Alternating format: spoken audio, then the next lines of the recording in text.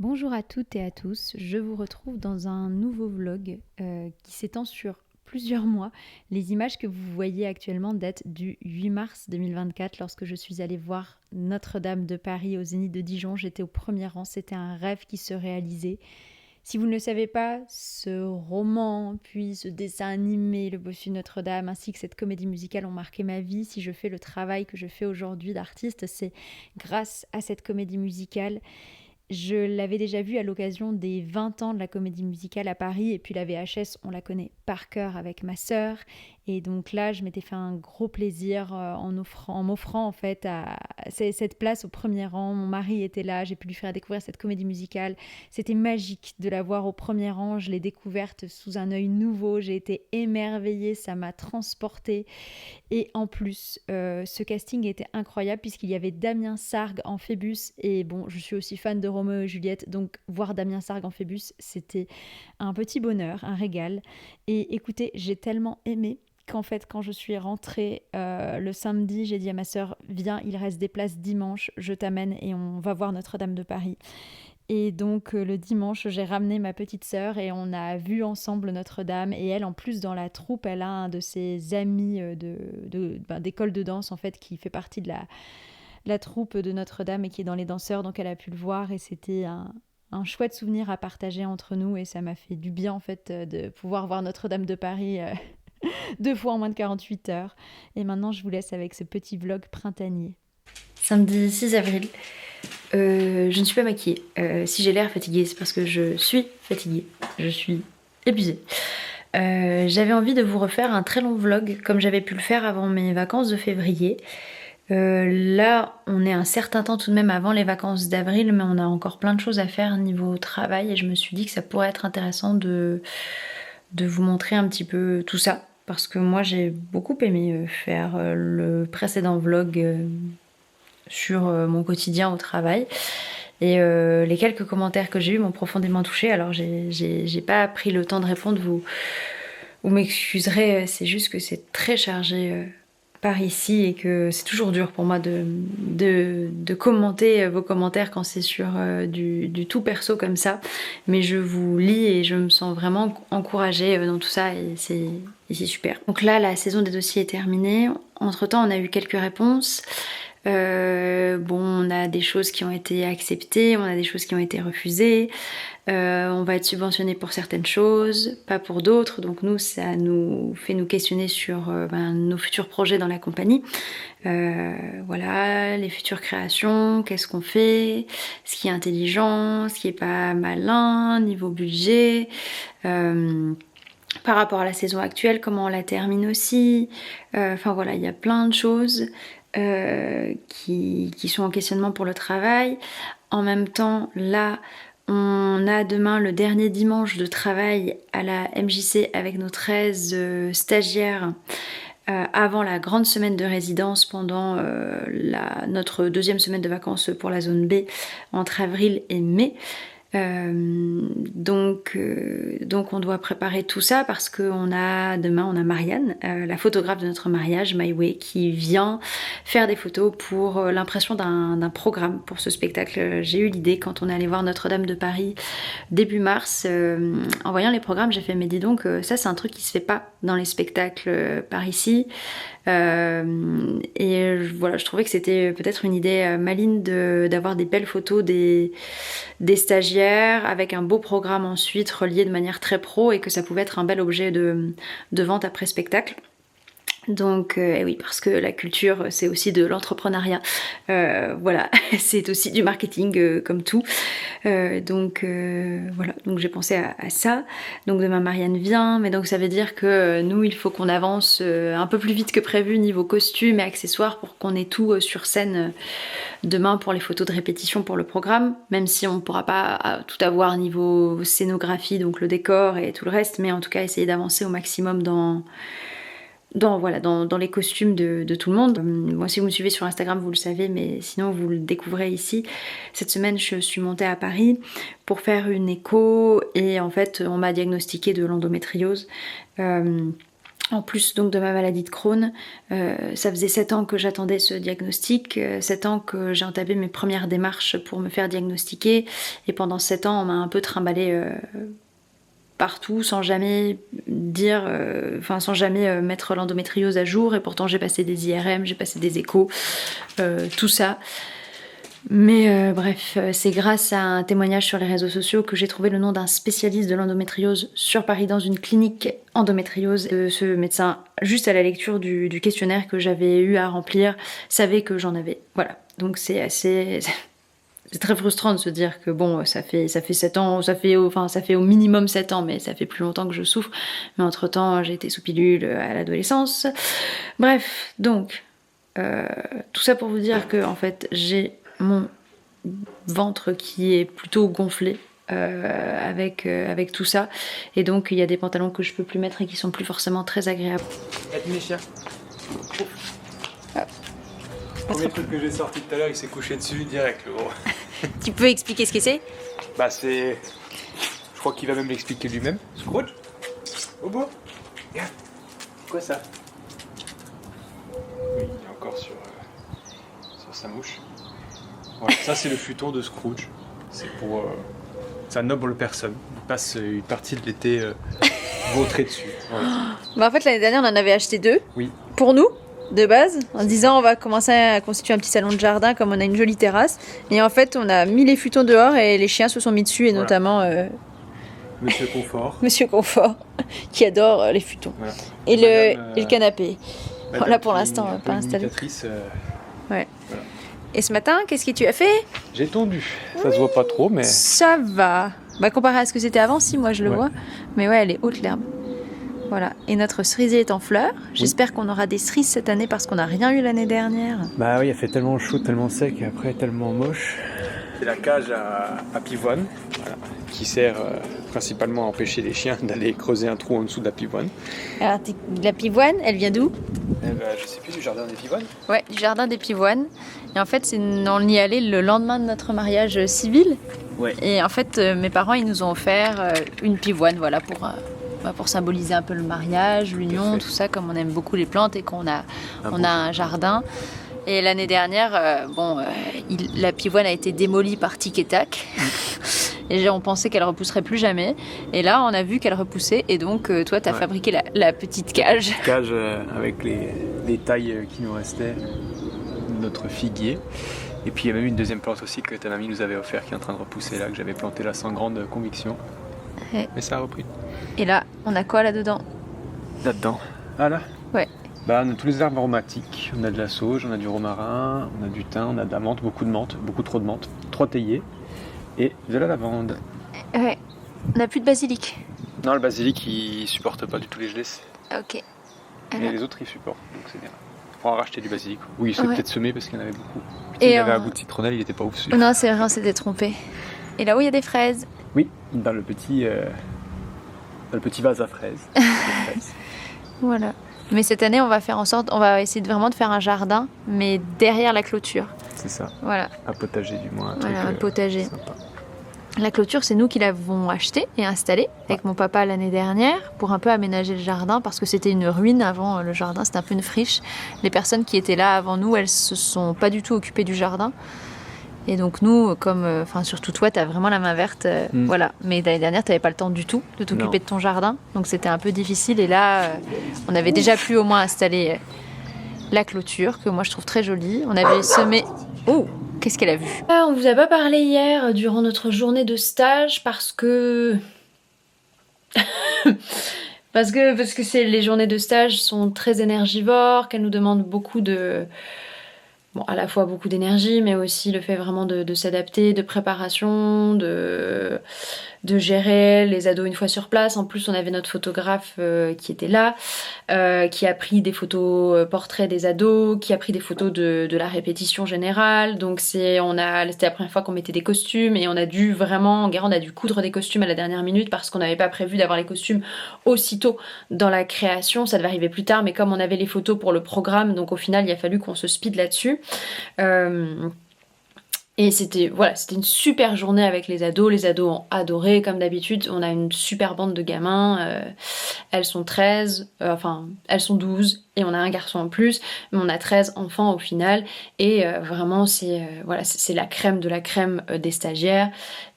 Très très cool, très très sympa. Mais en fait, il y a des petites choses qui nous ont... moi, qui m'ont vraiment miné. Au niveau des parents et au niveau de nos partenaires culturels locaux. Je vais me maquiller en même temps parce qu'en fait je me suis dit ouais je vais brancher ma caméra et je vais pouvoir me maquiller en même temps parce que cet après-midi j'ai une intervention dans un lycée où on était déjà intervenu il y a 2 semaines, c'était très très mal passé. J'ai un rendez-vous, j'ai une réunion, moi ce sera par téléphone parce que ensuite je dois partir pour le lycée, mais pour une de mes options théâtre au collège où je suis la 3e intervenante de l'année, je vous en avais déjà un peu parlé. Voilà, donc pour prévoir le spectacle, bref, donc je vais me maquiller, donc je vais parler par là. J'espère que vous m'en voudrez pas de parler par là. Mais bon, moi personnellement, les vidéos, je les écoute, les vlogs, plus que je ne les regarde, donc j'espère que ça vous dérangera pas. Donc, par rapport à hier et aux parents. En fait, ce stage de création semi-professionnelle d'un spectacle qui tourne, qui va au moins avoir 3 dates, voire une 4e, c'est un spectacle semi-professionnel avec 13 stagiaires qui ont été sélectionnés sur audition et 3 professionnels de la compagnie, dont Enguerrand et moi, et le 3e c'est Lénie que vous aviez vu dans le vlog de février. On a une semaine de résidence artistique ensuite pour terminer de créer le spectacle. Résidence artistique, ça veut dire en fait qu'on se voit tous les jours, et c'est toute une semaine de répétition quand on fait une résidence de création. Et on a des enfants qui viennent de loin, donc les parents ont 1h30 de route aller, 1h30 de route retour, et on a des enfants qui sont vraiment locaux, quoi. Donc les parents ils ont 10 minutes de voiture, et c'est tout. Et pour organiser la semaine de résidence, on a mis sur une feuille qu'il fallait prévoir du covoiturage. Donc y a-t-il des parents qui se portaient volontaires pour covoiturer les enfants durant cette semaine de résidence. Donc en fait, les parents locaux, il n'y a qu'une personne qui s'est engagée, qui veut bien faire les allers-retours. Une partie, qui veut bien proposer de faire un covoiturage une journée, quoi. Et sinon, sur 7 gamins, aucun parent ne s'est inscrit. Et ce stage est gratuit pour les enfants, voilà, je tiens à le dire, parce qu'on est subventionné là pour le faire. Donc nous, c'est un test de faire ce stage de création semi-professionnelle avec eux cette année. Ah, le soleil, ça fait une découpe un peu intéressante, un peu expressionnisme allemand. Pardon. Et donc en fait, les parents ne déboursent rien, mis à part là les pique-niques, et ensuite, nous, pendant la semaine de résidence, c'est nous qui prenons en charge leur repas. Enfin bref, vraiment, c'est très confortable pour les stagiaires et pour les parents d'autant plus, quoi, parce que c'est vraiment un spectacle semi-professionnel, dans des conditions de travail professionnelles. Enfin, c'est quand même, c'est quelque chose c'est de qualité en tout cas ce qu'on souhaite proposer à ses élèves. Et en fait, le public local ne s'engage pas. Voilà, les parents ne s'engagent pas, les parents ne veulent même pas faire des allers-retours pour... covoiturer, en fait, c'est juste faire un relais de parents, organiser ça. Les parents d'ici sont pas prêts. On essaie de prévoir une 4e date là où sont originaires nos autres stagiaires qui, elles, font 1h30 de route à chaque fois.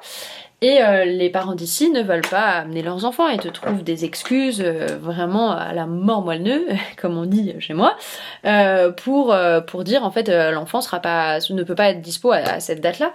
Et donc ça remet un peu en question là toute mon implication sur le territoire. Dans les subventions qu'on a demandées, en fait, il y en a une partie qui était pour la création, je crois que je vous l'ai dit, une partie pour de l'EAC, donc de l'éducation artistique culturelle. On a eu l'argent pour ouvrir notre atelier de comédie musicale et le financer l'année prochaine, ce qui est trop bien. parce qu'on avait commencé cette année mais on n'avait pas assez de gens pour le faire rouler et donc pas assez d'argent pour nous rémunérer en tant qu'artiste, et il y a des heures qu'on a fait bénévolement au début, enfin voilà, cette année pour cet atelier comédie musicale pour que ça roule, en étant payé au ras des pâquerettes. Et en fait là, voilà, comme sur le territoire ça n'existe pas, on a accepté de nous subventionner là-dessus, ce qui est super, mais pour des créations on n'accepte pas de nous subventionner, et en fait là on arrive vraiment à se dire que le problème ici c'est le public, c'est les personnes à qui on propose de faire de l'EAC ou des actions culturelles, enfin voilà quoi, c'est que vraiment les gens d'ici n'ont pas une éducation à la culture. Et donc voilà, donc les parents ne sont pas motivés, les parents ne s'engagent pas, les parents s'engagent pas dans la pratique de leurs enfants, et donc forcément au bout d'un moment les enfants, les ados ne s'engagent pas non plus dans la pratique, n'apprennent pas leur texte, même quand ce sont des bons gamins, hein, voilà, je veux dire, j'ai mon atelier de pratique dans une AMJC, donc avec des volontaires, j'ai un atelier théâtre en collège avec aussi des élèves choisis sur dossier pour intégrer l'option. Dans une autre ville, j'ai aussi une classe en collège et une classe en lycée. C'est pareil, au niveau de l'apprentissage, c'est assez moyen. Et pourtant, ce sont des bons élèves. Vraiment, j'insiste, ce sont des bons élèves. Ce sont pas des élèves à qui qu'on force à s'inscrire, quoi. Mais vraiment, au niveau de l'apprentissage, de l'engagement, de tout, ici, c'est catastrophique. Les gens ne veulent pas les gens en fait ne s'engagent pas, ne s'engagent plus, je sais pas, mais ou se sont jamais engagés, et c'est catastrophique. C'est hyper démoralisant parce que moi je suis revenue ici et j'ai implanté ma compagnie ici parce que je viens moi de ce territoire-là, et je voulais en fait rendre un peu hommage à mon territoire aussi, qui est un milieu rural, qui est une zone une ZRR, enfin voilà, c'est un lieu en tout cas qui est perdu, on est dans la diagonale du vide, enfin vraiment, c'est triste, hein, le coin, c'est pas la joie, quoi. On ne choisit pas de s'installer ici par plaisir, hein. C'est vraiment, c'est un choix politique, en tout cas, c'était un choix politique, associatif, pour moi de revenir ici et de faire une compagnie de théâtre en pleine campagne dans la diagonale du vide, quoi, parce que j'aurais pu rester à Nancy et voilà, ça aurait été plus simple presque. Et j'aurais pu proposer des prix exorbitants pour des ateliers théâtre et comédie musicale, et personne ne m'aurait rien dit, alors qu'ici on propose une somme vraiment modeste, payable en 4 fois, et on nous dit c'est trop cher. Moi ça me c'est quelque chose vraiment qui commence à me peser énormément.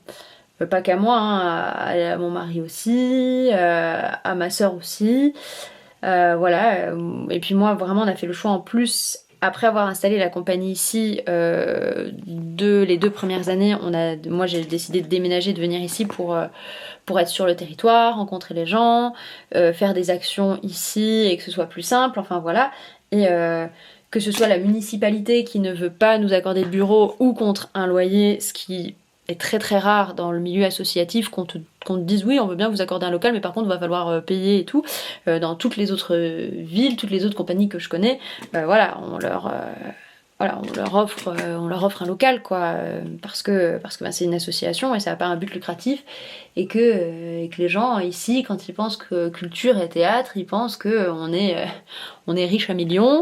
Enfin bref, je suis dépitée, démoralisée de tout ça, et ça me fait vraiment me remettre en question et remettre en question mon choix de carrière ici. Et l'intervention que j'ai fait cet après-midi n'aide pas, puisqu'on intervient pour des lycéens, une classe de seconde. Alors c'est un cadre, on va dire, privilégié tout de même, parce que c'est la classe, on intervient pour 2 classes d'un ancien camarade du lycée à moi. Et donc, et l'année prochaine, il veut ouvrir une option théâtre, et donc il voudrait que la compagnie soit son partenaire, ce qui est très chouette. Et quand on s'est rendu il y a 2 semaines sur place pour travailler avec les secondes autour de la poésie, de la mise en mouvement de poèmes, enfin voilà. Enfin vraiment ça a été horrible au niveau de la classe, les élèves ont été infects, et au bout d'un moment c'est vraiment se dire pour qui je travaille, pourquoi je travaille, et en plus de vraiment d'être méjugée par les gens parce qu'on a choisi de venir s'installer ici. Donc ça veut dire qu'en fait, presque on n'est pas assez bien pour faire de la ville et s'inscrire dans des structures de scène nationale, tout ça. Donc c'est forcément entre guillemets des choses plouques et légères. Enfin vraiment, moi il y a quelque chose qui me mine beaucoup. Je sais que toujours au mois de mars, avril, c'est depuis 4 ans, enfin depuis 3 ans puisque l'année du Covid c'était très bien, mais depuis post-Covid, je sais qu'en mars-avril, j'ai à chaque fois une grosse remise en question au niveau du travail. Et cette année-là, j'avoue que je me pose vraiment la question. J'ai déjà fait des gros changements cette année par rapport à l'année précédente et j'avais déjà fait un gros changement en déménageant l'année d'avant. Enfin bref, j'essaie de trouver un équilibre dans tout ça qui ne me rende pas malheureuse ni malade et n'accentue pas mes maux du quotidien. Et en fait, je commence à me dire que peut-être qu'il va falloir réfléchir à vraiment une autre carrière, peut-être même au bout d'un moment, quoi. Qu'il faut que je trouve un équilibre, qu'il faut que je complète aussi mes revenus d'une façon différente, parce que clairement, on travaille vraiment comme des fous. Parce que dynamiser un territoire où il se passe pas grand chose et où on arrive, on est une jeune compagnie avec majoritairement des femmes jeunes en poste, et bien ça dérange et on n'est pas trop écouté, on n'est pas trop prise au sérieux et en fait c'est vraiment hyper démoralisant déjà, vraiment quelque chose qui est de l'ordre du sacrifice quoi. Moi j'ai choisi de revenir là, c'était pas un choix par défaut, c'était pas par amour du département non plus et de la région, c'était vraiment grâce à des gens qui ont mené des actions culturelles, moi j'ai pu réaliser mon rêve de devenir comédienne et donc moi je veux réaliser les rêves des jeunes aussi ici quoi, des gens, leur apporter du rêve, leur apporter de la légèreté, leur apporter autre chose qu'une vie qui est très triste ici, hein, parce que culturellement c'est très très triste, même socialement, voilà, il n'y a pas beaucoup d'argent par ici, donc c'est un choix tout de même politique de revenir ici, et ce choix, je commence à me dire que en fait ce sacrifice-là, j'ai pas envie, je crois, de le faire toute ma vie, j'ai pas envie de le faire, et si c'est pour avoir si peu de reconnaissance, que ce soit de la part des gens pour qui je le fais et de la part des subventionneurs, et ben ça sert pas à grand chose. Donc aujourd'hui je suis vraiment démoralisée, j'ai pas le moral, mais il faut show must go on, parce que réunion et parce qu'ensuite les élèves, même s'ils ont été affreux il y a 2 semaines et que si c'était pas pour quelqu'un qu'on connaît, si c'était pas pour quelqu'un qu'on connaît hors cadre du professionnel, je pense qu'on n'aurait pas mené le reste des interventions tant c'était horrible. Voilà, c'est pour vous dire. Donc forcément, j'angoisse un petit peu, j'appréhende de cet après-midi. J'ai mal au niveau du ventre. Là, depuis quelques jours, ça commence à relancer, je sens à s'inflammer un petit peu, donc c'est difficile, et puis j'ai pas le temps de bien me reposer, j'ai pas le temps forcément de bien manger non plus dans ces grosses périodes de rush, donc enfin voilà, c'est un cumul, et là j'arrive à un moment où je me dis mais qu'est-ce qu'on va faire, pourquoi on est là, et est-ce qu'on changerait pas tout à un moment donné, parce qu'ici c'est pesant. Voilà. J'arrête de vous parler, ça fait déjà 15 minutes, je termine de me maquiller, et peut-être que je vous reprendrai à un autre moment dans la journée. Et par rapport à la classe de cet après-midi, donc les élèves ont dû s'excuser devant nous. Voilà, leur professeur leur avait demandé en fait de s'excuser par rapport à leur attitude, parce qu'en fait elles se sont permis beaucoup de choses, parce que il n'y avait aucun représentant pédagogique. Et en fait, pour tout vous dire, c'est quelque chose qu'on a déjà remarqué. Si tu n'as pas de professeur ou de surveillant avec toi, ou de CPE, enfin, ou n'importe qui de l'établissement, du personnel de l'établissement, en fait, les élèves, si c'est une classe d'affreux, ils font leur vie, en fait. Ils n'en ont rien à faire que tu sois là.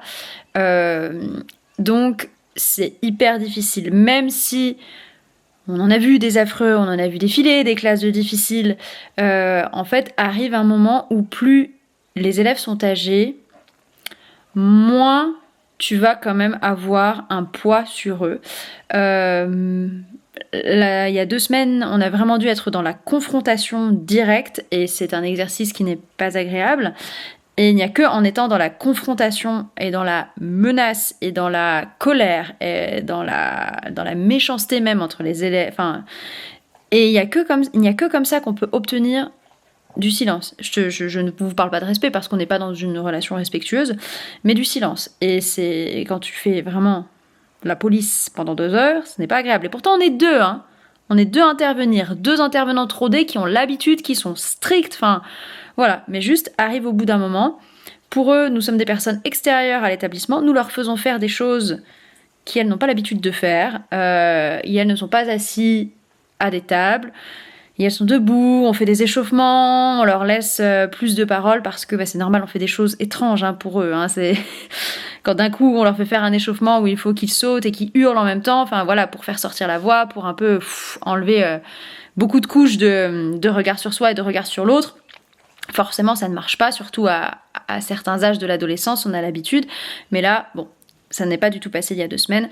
Le professeur, on l'a revu le jeudi, et là on le revoit aussi jeudi, puisqu'on travaille avec 2 de ses classes de seconde. Et en fait, il leur a diffusé un documentaire sur les bienfaits du théâtre en cours, parce que en fait, le but c'est toujours de faire des liens. En fait, le but, ce n'est pas forcément... En fait, j'en avais parlé dans ma vidéo sur le théâtre. Aujourd'hui, on ne nous fait pas forcément intervenir pour faire de l'art, parce qu'on n'a pas le temps. En 2 heures, en 4 heures avec des élèves, vous imaginez bien que de faire de l'art, on n'en est pas là.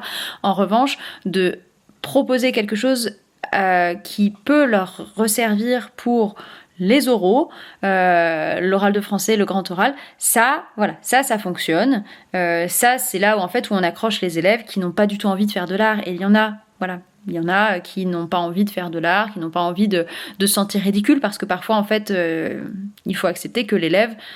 nous, c'est notre quotidien d'être sur scène, d'être devant les autres, d'avoir enlevé beaucoup de couches de regard,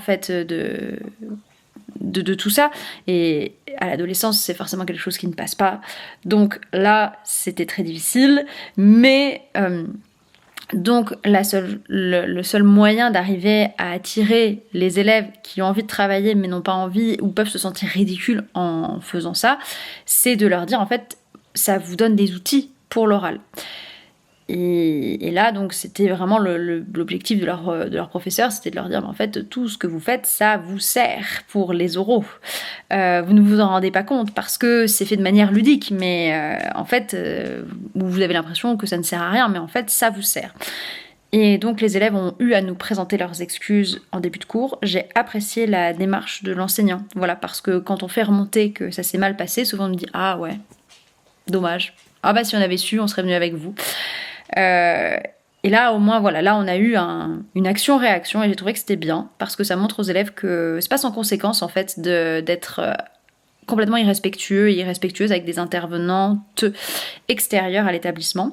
Et donc là, leur professeur est resté les 2 heures avec nous. Il nous a dit au début peut-être que je resterai qu'1 heure et ensuite je ferai des allers-retours parce que j'ai une autre compagnie qui s'est greffée pour une autre intervention. Bref, problème de planning a priori. Finalement, il est resté les 2 heures avec nous, voyant ces affreux qui étaient tout de même bien chauds au début.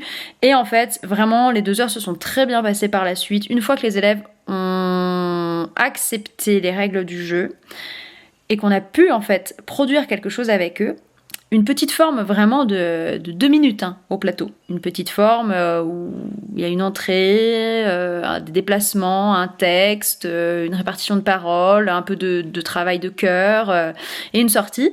Et bien en fait ça rendait super bien et le vivre en collectif ça fonctionne quoi. Quand on fait quelque chose collectivement qui est beau, ça fait quand même des paillettes, j'ai l'impression, dans le corps, dans le cerveau des élèves. Et donc, une fois qu'ils ont vu que quand ils se concentraient, il y avait un résultat qui était positif et valorisant, on a eu l'écoute. Alors, avec remise en place du prof tout de même assez régulièrement durant cette séance et séparation des binômes ou trinômes infernaux, mais voilà, rien à voir avec il y a 2 semaines. Là, on a pu faire notre travail, c'était vraiment chouette. J'ai beaucoup aimé faire le phrasé avec eux, voir... la technique du phrasé, c'est une technique que moi, j'ai apprise en conservatoire et que j'ai adapté à mon travail et que je transmets aujourd'hui aux élèves parce que je trouve que c'est un super outil, parce que on nous apprend pas à lire à voix haute, mis à part en CP où on nous apprend à, entre guillemets, mettre le ton, même si vous savez que cette expression, il faut la bannir à tout jamais de votre vocabulaire. On ne met pas le ton c'est du poisson. On met des intentions et des émotions sur un texte, mais tout le monde n'est pas comédien, comédienne. Donc mettre des émotions, c'est parfois très difficile pour des personnes qui n'ont pas l'habitude de lire à voix haute. Donc la technique du phrasé, en fait, elle permet de mettre en valeur des mots, de donner du sens à des phrases, de faire comprendre le sens d'un texte, de donner une intention de lecture et de mise en voix, en fait, sans pour autant être dans un gros travail sur l'émotion. Et je pense que c'est un super outil pour les élèves qui passent le bac de français parce que tout le monde va être obligé de passer à l'oral, mais tout le monde n'a pas la même aisance à l'oral, et donc au moins cet outil du phrasé est super pour les élèves. Donc vous voyez cette petite chienne là qui dort à côté de moi. Demain elle va chez le vétérinaire parce que elle se mange les pattes depuis quelques semaines / quelques mois. On s'était pas trop inquiété parce que c'est un comportement qui peut arriver chez les chiens, et le temps que c'était pas à sang, que c'était pas compulsif, que c'était pas que ça nous réveillait pas la nuit, que ça la réveillait pas non plus, qu'il y avait pas de rougeur, pas de poils qui étaient enlevés, tout ça. On s'était dit bon, on va laisser. Et là en fait depuis quelques jours, on a vraiment remarqué qu'au niveau de ses pattes arrière, elle se ronge les pattes de manière assez excessive, et c'est très très présent, et c'est très rouge, très inflammé et irrité. Elle veut pas qu'on y touche. Et Scrooge, je sens beaucoup ses pattes, et Scrooge c'est un petit peu un chien médecin, je vous en avais déjà parlé, donc on comprend qu'il y a quelque chose qui ne tourne pas rond. Voilà, ses pattes là sont toutes humides au niveau de ses poils, elle arrête pas d'y aller sur les pattes arrière, un peu devant mais moins. Et là sur le côté, alors je sais pas si vous vous rendrez bien compte, mais elle est toute rosée, rouge au niveau de la mâchoire, là au niveau de ses poils, de la moustache, et même au niveau de la babine là. Ça se voit pas forcément trop à la caméra, mais c'est une fois qu'on y a fait attention, en vrai ça se voit. On se demande si elle fait pas une petite allergie. Bonjour. Oh ma voix. J'ai pas fait mon échauffement. Bonjour, il est 8h50 environ. Je pars entre 9h05 et 9h10. Je dois appeler le centre de radiologie où je dois faire mon IRM vendredi parce que j'ai vu des choses sur le papier où j'ai pas reçu la moitié des papiers. Enfin bref. Donc comme d'habitude, quand on est malade, c'est toute une charge mentale supplémentaire qui se rajoute à tout ça parce que le système de santé a beaucoup de qualités en France mais a énormément de défauts, comme tout milieu administratif, où il y a des papiers qui traînent, tout ça. Sauf que là on joue avec des enjeux quand même assez importants qui sont la santé des gens. Bref. Je voulais vous parler, avant d'appeler le labo, toute ma petite famille dort. On a mis la collerette à Utopie hier soir pour que cette nuit elle ne se lèche pas. C'est très difficile de l'avoir avec une collerette. Utopie, c'est un chien qui, malgré des apparences assez trompeuses, assez faux-folles, est un chien assez obéissant et assez résilient et assez coopératif en matière de santé. Elle prend ses cachets dans la main, elle les mange, on n'a jamais eu de soucis là-dessus. Alors qu'elle a été vraiment assez malade quand elle était petite. Là tout de suite je suis épuisée, je me sens vraiment très très à fleur de peau. Parce que la fatigue s'accumule, parce que l'inquiétude pour mon chien, parce que l'inquiétude pour la journée de savoir si je vais pouvoir arriver à temps à mes cours au collège cet après-midi. Donc c'est beaucoup de choses qui se jouent. La question de l'argent aussi, parce que le vétérinaire ça coûte très cher et qu'en ce moment on est dans une situation vraiment délicate niveau financier. Donc c'est et j'ai pas de honte à le dire, j'ai pas de tabou. Je pense qu'il faut pas, je ne pense pas qu'il faille faire des tabous de ces choses-là et se dire il y a des choses qu'on peut dire, il y a des choses qu'on ne peut absolument pas dire. Je pense que c'est ça qui pourrit beaucoup de choses, beaucoup de santé mentale chez tout le monde. Donc on est dans une situation délicate sur plein de points en ce moment. On est dans une ambiance où on a envie vraiment que le printemps advienne, et donc le printemps, le renouveau advienne sur tous les points à la maison, sur beaucoup de choses. Et en même temps, on est en plein dans Mercure rétrograde pour les personnes qui savent. Donc il y a plein de petites choses qui s'accumulent. J'écoute énormément de podcasts sur l'écriture en ce moment quand je roule et ça me vide la tête. Enfin voilà, ça m'emmène vraiment dans un truc de l'imaginaire très très profond. Plus que les vidéos ou podcasts de lecture que je peux consommer et que j'ai pu consommer. Je suis perdue sur ce que je fais sur l'internet. Je sais que j'ai encore envie de partager parce que ça m'a changé la vie de partager juste mes lectures sur internet et ensuite d'ouvrir le cercle et d'agrandir et de parler d'un peu plus de choses. Mais je ne sais pas quoi aborder, je ne sais pas comment le faire. Je sais que j'ai envie de continuer à parler de livres, je sais que j'ai envie de parler de théâtre, de parler peut-être d'aisance à l'oral, je sais que j'ai envie de parler de ma vie, voilà, sous le format vlog que j'aime beaucoup, mais j'aimerais, en fait, dans un monde idéal, je suis Darling Daisy et j'ai sa capacité à mettre en scène comme ça mes vidéos, à monter, à scénariser, et j'ai vraiment pas le temps et pas l'envie, en fait, surtout de donner du temps à la scénarisation de vlog parce que c'est pas comme ça que ça fonctionne à l'intérieur de moi. Et qu'un vlog, j'ai justement envie de vous dire des choses qu'on ne dit pas forcément, qu'on ne trouve pas forcément dans les vidéos, parce que c'est important pour moi de parler de la vraie vie d'intermittent honteux du spectacle, parce que c'est quelque chose qu'on ne connaît pas et que ça me tient à cœur un petit peu de dire comment ça se passe, que j'ai toujours envie de vous parler aussi de mon quotidien, mes maladies, mes chiens, la maison, le jardin, films, séries, la culture, les spectacles, tout ça. Ça, j'ai encore envie, mais je sais pas comment. Je sais pas si je déménage sur Twitch parce que j'ai adoré par exemple faire les lives cet été autour de Notre-Dame de Paris, de la lecture commune de Notre-Dame. Je sais que le live me convient mieux parce que je réponds en direct aux commentaires et je sais que c'est mon très très très très gros défaut, c'est la réponse aux commentaires. Je vous l'avais déjà expliqué dans un vlogmas, mais qu'entre temps j'ai mis en privé. En fait, j'ai eu des soucis avec un abonné une fois. Et donc depuis, j'ai du mal à répondre aux commentaires. Même si il y a des noms que je vois très régulièrement et que voilà, j'ai confiance. Mais c'est juste que vraiment c'est difficile pour moi depuis cette expérience de revenir et de répondre à vos commentaires. Alors je les lis tous bien sûr et je prends pas forcément le temps parce que voilà, il y a des choses à gérer à l'intérieur de moi vis-à-vis de ça. Et je voulais vous remercier de continuer à commenter pour les personnes qui le font, alors que ça met parfois vraiment des mois avant que je réponde à des commentaires. Parfois il n'y a pas de réponse. Mais merci de prendre la peine de faire ça. Vraiment, ça me touche et ça me soutient. Je suis vraiment perdue sur l'internet. Donc si vous me suivez depuis longtemps ou pas longtemps, n'hésitez pas à me dire ce qui vous plaît en fait dans mon contenu. Ce qui vous touche, ce qui vous parle, ce qui fait que vous êtes resté là, ou vous êtes même abonné à Barocco aussi, ce qui fait que vous me suivez peut-être sur Instagram.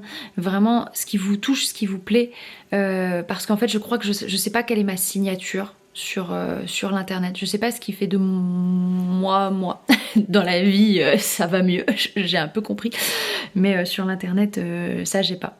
Donc n'hésitez pas à me dire ce qui vous plaît, ce qui vous parle, ce qui vous touche comme tout contenu, même voilà ailleurs, pour que je puisse un peu me faire mon idée et savoir où aller, parce que j'ai vraiment envie de continuer et de reprendre plus sérieusement, avec plus de régularité tout ça. Bon, je vous laisse, il faut que j'appelle le labo. Armons-nous de courage et de patience.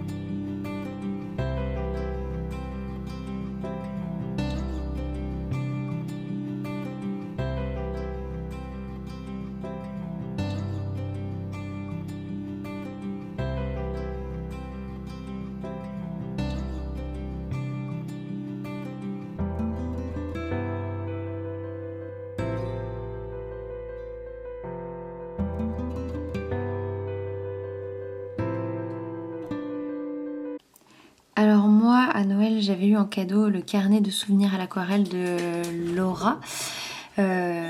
Travel, je ne sais plus quoi sur Instagram.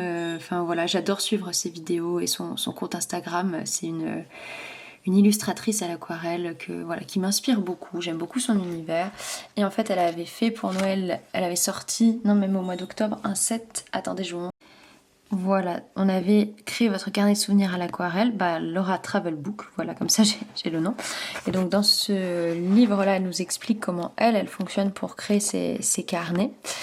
Et ensuite, il y avait d'offert un carnet à l'aquarelle avec des aquarelles prédessinées, un petit peu comme un cahier de coloriage.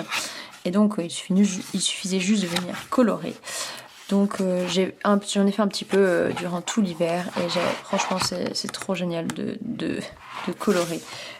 Voilà, à l'aquarelle c'est trop beau, l'aquarelle c'est trop satisfaisant. Surtout que là c'est déjà prédessiné, donc moi j'ai pas à me m'embêter parce que je dessine pas bien. Là c'est un essai que je trouve pas très formidable de ma part, mais voilà. Donc hier soir j'ai peint la boulangerie.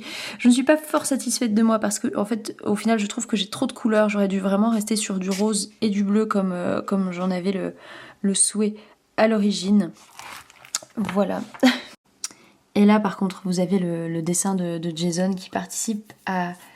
C'est pas Inktober, mais c'est quelque chose en fait où toutes les semaines durant l'année sur Insta, quelqu'un propose un thème et ensuite les gens, c'est un peu comme Inktober quand même, mais voilà, le principe c'est sur toute l'année, vous avez une semaine pour réaliser un dessin. Alors il peut pas le faire toutes les semaines parce que on n'a pas trop le temps. Ne faites pas attention au bazar sur le bureau. On manque de nouveau d'étagères et de bibliothèques. Mais pour l'instant, on va pas en acheter en plus. C'est très bien, toi. Salut. Je voulais vous parler un petit peu lecture. Hier, hop, chez le rhumatologue, j'ai lu les 5 premiers chapitres de Kiki, la petite sorcière, écrit par Eiko Kadono. J'espère bien prononcer les noms étrangers, on se souvient, c'est pas ma spécialité. Et j'adore, ça commence par Il était une fois en plus, donc c'est formidable, on sait qu'on est dans un conte. J'aime beaucoup le film des studios Ghibli. Moi j'ai découvert les studios Ghibli sur le tard en 2020, à part Princesse Mononoke que je regardais adolescente. Et j'avais déjà vu Le Château ambulant aussi, mais sinon j'ai tout découvert quand ça a été mis sur Netflix en 2020. Et là, vraiment, j'adore ce livre. Je sais que c'est une saga qui a plusieurs tomes. On est vraiment, voilà, pour le coup, dans le côté très cosy fantasy, et on est dans le côté en plus littérature jeunesse. Donc voilà, je sais que j'aurai pas de trigger. Et c'est hyper agréable à lire. C'est très chouette en tant qu'adulte de lire de la jeunesse parce que aussi on peut analyser et décortiquer comment des messages sont passés. Laisse tes papates, voilà. On peut analyser, décortiquer la manière dont les messages sont transmis aux jeunes. Enfin voilà, là on est sur une petite sorcière qui, le soir de ses 13 ans, enfin l'année de ses 13 ans, un soir de pleine lune, doit quitter son village et trouver une ville où s'installer pour devenir la sorcière de cette ville et faire sa formation de sorcière avec ses pouvoirs, aider les gens. Et les gens ont des préjugés sur les sorcières et en fait c'est beau parce que ça peut vouloir dire plein de choses, il y a plein de choses qui peuvent se cacher derrière le mot sorcière et c'est beau. Voilà, je sais que Cassandra de Croque les mots avait fait toute une vidéo autour de la saga Kiki et donc voilà, je vous remets la vidéo de Cassandra quelque part parce que c'est trop bien. Voilà, donc là je vais continuer un petit peu Kiki en attendant que mon amoureux se lève et qu'on petit déjeune ensemble.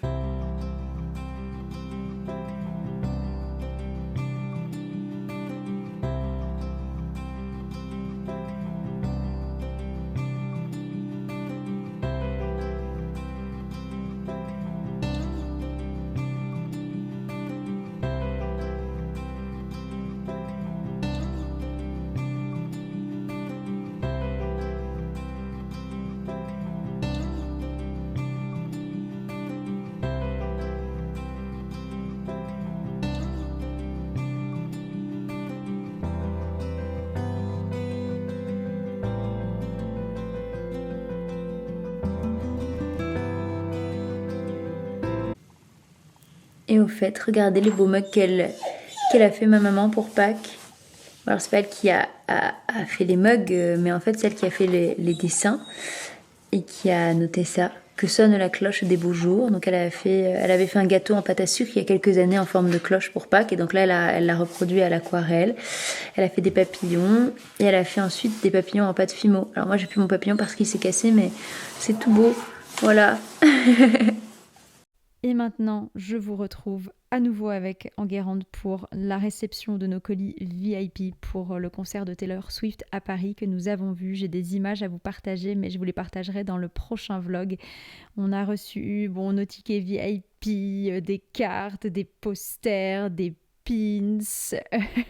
C'était magique, vraiment de vivre ça ensemble, de pouvoir lui partager ma passion de Taylor Swift. C'était magnifique. Moi, c'est une artiste qui me suit depuis mes 15 ans et qui est dans mon quotidien, et je suis heureuse de partager ça avec ma sœur, et j'ai hâte de vous montrer les images que j'ai pu filmer à Paris et même à Lyon. Ce vlog ne ressemble à rien du tout puisque j'ai commencé à filmer il y a 2-3 semaines, je crois. Et puis finalement j'ai arrêté parce qu'il s'est passé plein de trucs et j'avais plus de temps et plus d'énergie à accorder au fait de filmer. Et puis la première semaine de vacances a été assez difficile pour plein de raisons. Et la deuxième, c'est la semaine de résidence, de stage. Donc je ne sais pas à quoi ça va ressembler. Mais j'ai ouvert une boîte à questions sur Insta hier en vous demandant ce que vous aimiez voir. Et j'ai eu quand même pas mal de vlogs. Ce qui me surprend parce que c'est clairement pas ce qui marche le plus, mais je comprends, moi-même je suis consommatrice de vlogs et c'est pour ça que j'essaye d'en filmer de temps en temps. Et là je voulais vous filmer un parce qu'aujourd'hui je passe, je pense, une chouette journée. Vous voyez, je suis toute pimpée dans ma tenue Cézanne parce que je vais voir ma photographe préférée. Oui, il y a des gens qui ont des photographes préférés. La mienne, c'est Marianne de Maïway, je ne sais pas comment on le prononce, qui a été...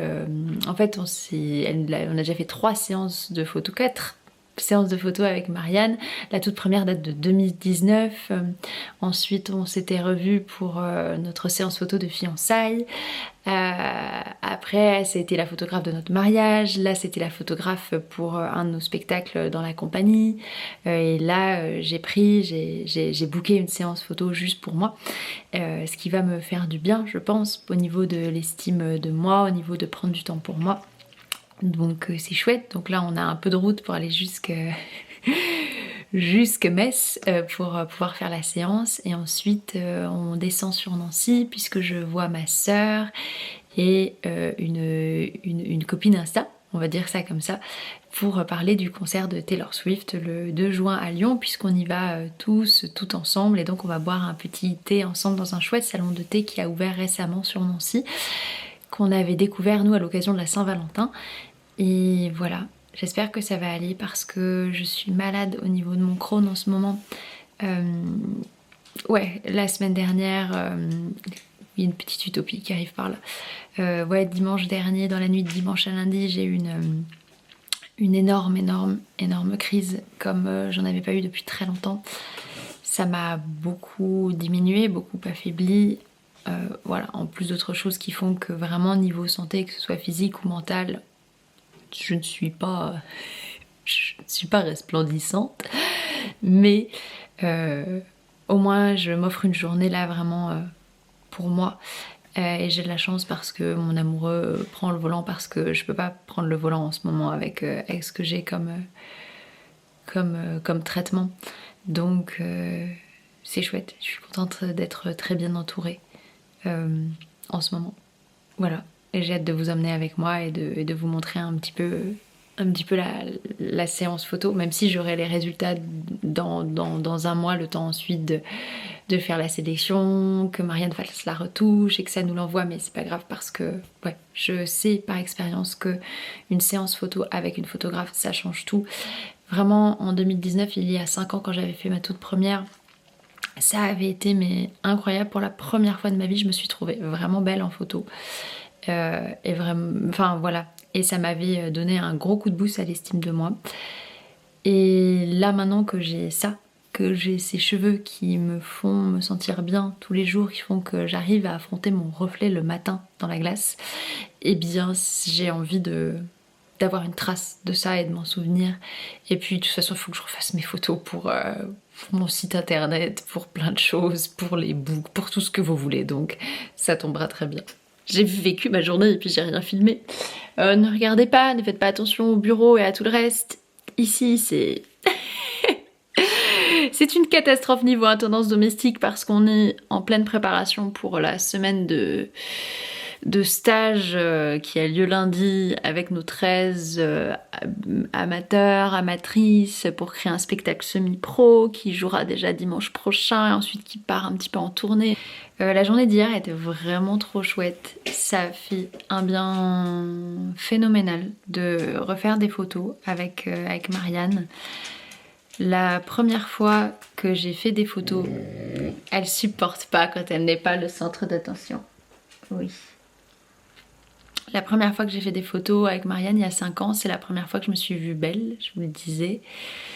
Et là c'était la première fois qu'on refaisait des photos pour moi et dans un but juste de faire des belles photos. Enfin voilà, c'était pas des photos de fiançailles pour les faire part, c'était pas des photos, nos photos de mariés, donc c'était différent. Et il y a des choses trop belles, et il y a des photos qui vont être tellement belles et ça me fait chaud au cœur et c'est hyper valorisant.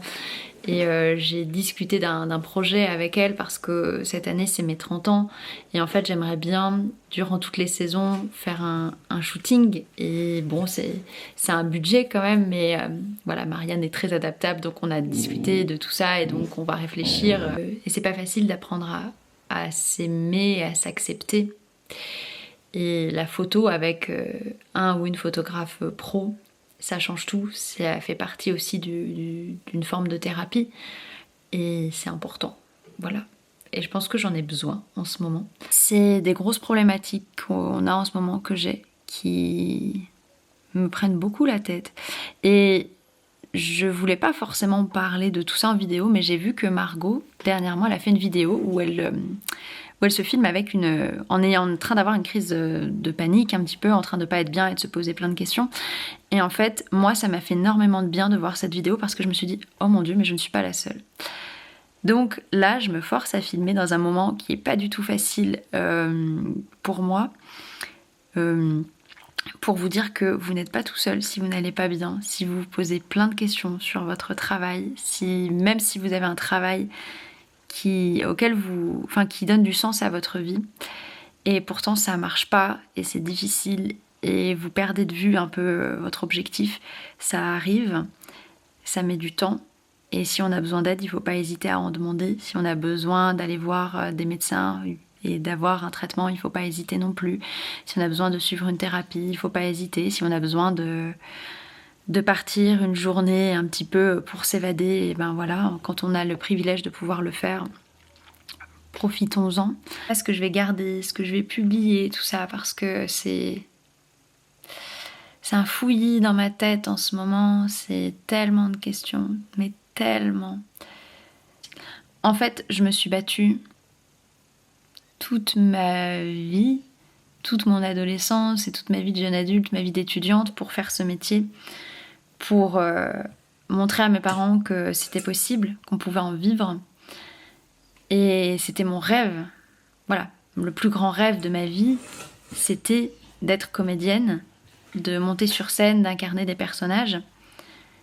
Et ensuite, ça s'est un peu modifié parce que je suis sortie de mon rapport à moi, du fait que c'était moi qui devais jouer sur scène et que c'était que ça qui apportait mon bonheur. Après finalement ça a été de mettre en scène et de partager mon imaginaire et puis il y a la dimension pédagogique qui a pris une place énorme dans ma vie et qui m'a beaucoup apporté voilà, aussi dans ma construction, dans mon cheminement, mais ça a commencé à perdre du sens au fil des années parce que les gens en milieu rural ne s'engagent pas et n'ont pas d'éducation à l'art et c'est horrible et il faut une patience de fou pour instaurer tout ça et pour avoir discuté avec un directeur de compagnie qui lui est là depuis 20 ans, il nous a dit oui mais moi vous savez, moi ça a mis 10 ans, il faut pas baisser les bras, il faut y croire et moi j'ai envie de dire mais est-ce que j'ai la patience d'attendre 10 ans avant d'avoir un minima de reconnaissance? Je suis pas sûre. Je suis pas sûre parce que le monde n'est pas le même aujourd'hui qu'il y a 20 ans, 25 ans. Et je me dis que les problématiques ne sont plus les mêmes aujourd'hui que lorsque beaucoup de compagnies plus installées se sont lancées et que l'avenir est beaucoup plus incertain par rapport à plein de points. Il y a eu des coupes budgétaires, mais vous n'imaginez pas les coupes budgétaires qu'il y a eu pour la culture. Regardez les chiffres, c'est affolant. Il y a la réforme chômage qui est en train de se profiler, qui va nous toucher intermittents. Et ça va remettre en question beaucoup de choses parce que beaucoup ne vont plus pouvoir avoir accès à l'intermittence parce qu'on va nous demander de faire plus d'heures, ce qui n'est pas... On va nous demander un seuil minimum d'heures qui n'est pas atteignable les premières années de l'intermittence parce qu'on n'a pas encore construit son réseau, on n'est pas encore dans des tournées, on n'est pas encore dans des spectacles, on n'a pas encore plein de choses. Donc c'est une réalité que beaucoup n'imaginent pas. Cette année, je me suis vraiment donné un défi de réussir à m'épanouir vraiment dans mon travail. C'est mon gros défi depuis mon burn-out de 2022, mon gros surmenage. Quand j'ai quitté les Vosges parce que ça se passait pas très bien et que je voulais faire selon mes choix, mes règles et mes valeurs et ma ligne de conduite. Et l'année dernière, je partais tous les mercredis à 15h30, je revenais à 21h30, parfois 22 en fonction de la route. Et j'avais fait 3 ateliers. Et ça, plus toutes les interventions ponctuelles qui se passent, plus des répétitions, plus des spectacles, plus des dossiers à rédiger, même si l'année dernière on n'en avait pas fait beaucoup parce que on venait d'arriver sur place et Jason travaillait encore. Je ne sais pas si je vous l'ai déjà dit, je ne sais plus, mais en fait en fin d'année dernière, l'été dernier,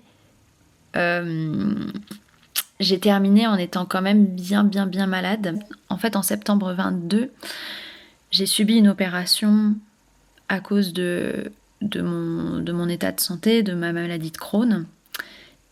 Et cette opération, je l'avais déjà retardée parce que j'avais une tournée durant l'été et que je savais que si je me faisais opérer avant la tournée, ça servait à rien parce que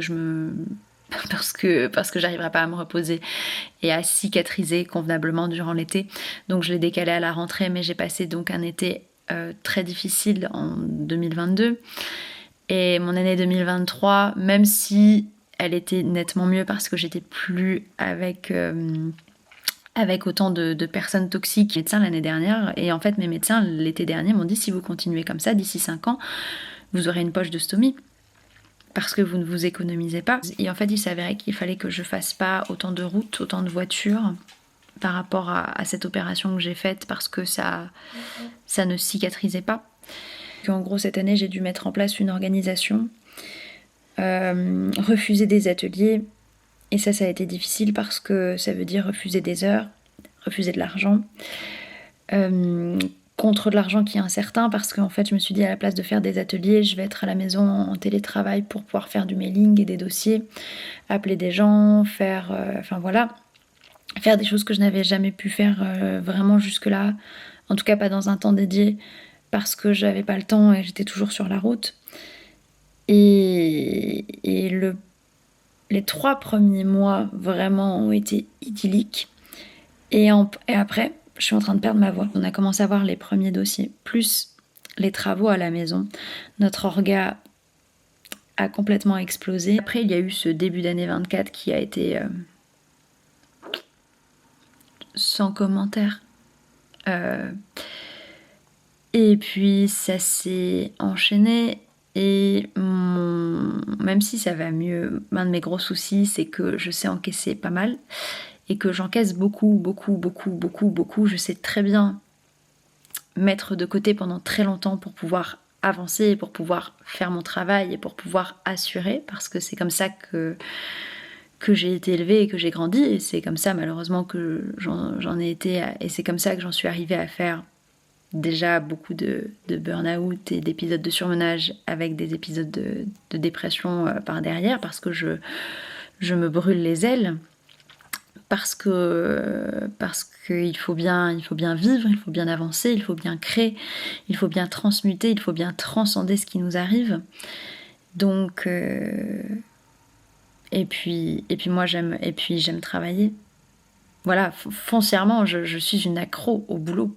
J'adore travailler, j'adore réfléchir, j'adore être utile, j'adore créer.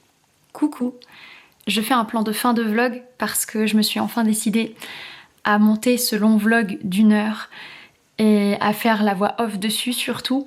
Donc là, le concert de Taylor Swift est passé, on a rendez-vous dimanche à Lyon pour la 2e fois, enfin bref.